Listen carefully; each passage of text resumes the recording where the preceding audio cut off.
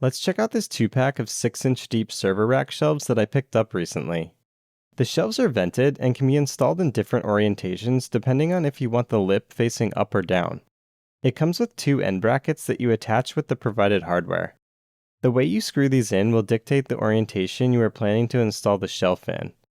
I'm configuring this with the lip facing up so that my gear can't be accidentally knocked off the shelf. Alright, that was pretty easy. It's just 4 screws to put the brackets on. It's a nice little shelf. It feels sturdy, and I like that they put vent slots in it.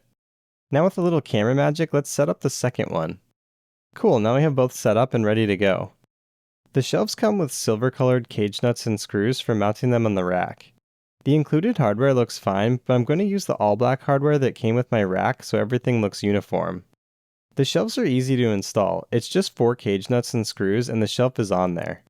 Here's what it looks like with my rack mounted to the wall and loaded up with my gear. My mounting situation is a little weird because I already had a desktop UPS that's mounted to the wall. These 6-inch deep shelves are super useful to avoid wasting space in front of the UPS. Alright, well that's it. Catch you in the next one.